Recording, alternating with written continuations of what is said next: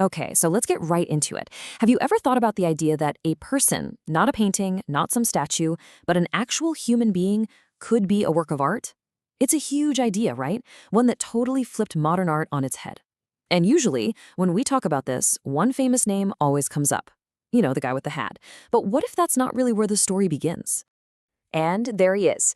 That's Joseph Beuys, back in 1983 on Austrian TV.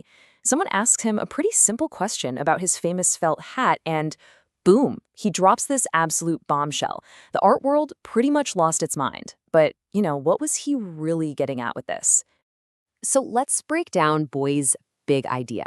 His whole philosophy was honestly incredibly powerful and really optimistic. For him, art wasn't just this static thing you go see in a museum. No way. It was an active force, something that could actually change society. He had a name for it, social sculpture. The way to think about it is like this. Imagine society is just a big lump of clay. And our thoughts, what we say, what we do, those are the tools. We're all collectively sculpting our world. So the art isn't some finished product on a pedestal. It's the actual process of changing things.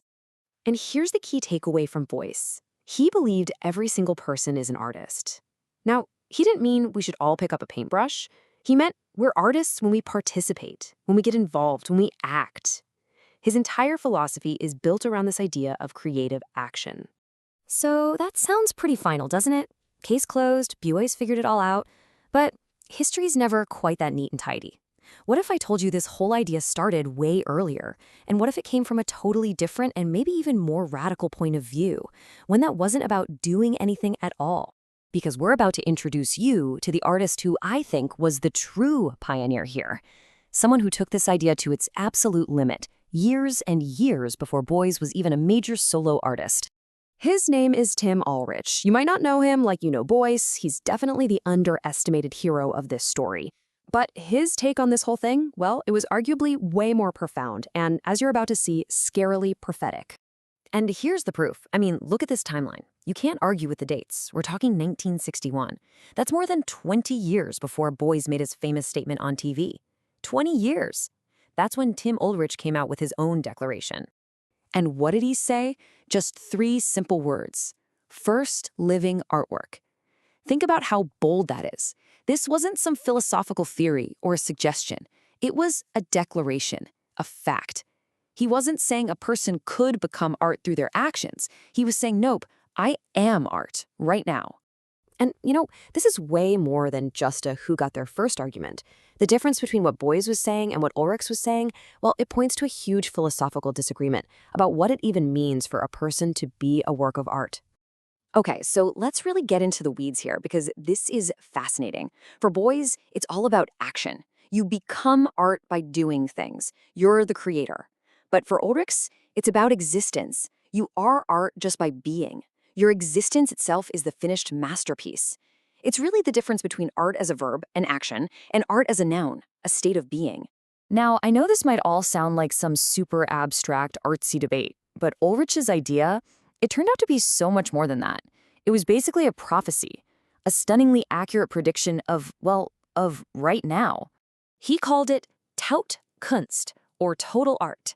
And the concept is that an artist's whole life, their body, their time, their identity, everything becomes the actual material for their art. The self is turned into a permanent 24/7 exhibition. Does that sound at all familiar to you? Because think about it. That idea, from all the way back in 1961, is a perfect description of our lives today. This whole concept of constantly putting yourself on display, it's not some radical performance art piece anymore. It's just what we do every day online. I mean, just look around. Your social media profile, that's you curating an exhibition of yourself. Building a personal brand, that's pure total art. Performing our lives for everyone to see online, it's exactly what he was talking about. In a very real sense, we've all become these living artworks, constantly on display. But here's the cool thing. This whole trip through art history isn't just about some old theory. It's actually an invitation, an experience that Ulrichs wanted everyone to have. When Ulrichs first put himself on display as a living artwork, he sat in this glass box, and behind him he put a giant mirror. The message couldn't be clearer. Hey, you, the person looking at me, you're part of this too. The tool you need to see yourself as art isn't some fancy thing in a gallery. You've already got one at home. So I want to leave you with this question. The next time you look in the mirror, just pause for a second. What do you see? Is it just a person staring back? Or, if you take up Ulrich's radical invitation from all those years ago, are you maybe looking at a finished, complete, and one-of-a-kind work of art?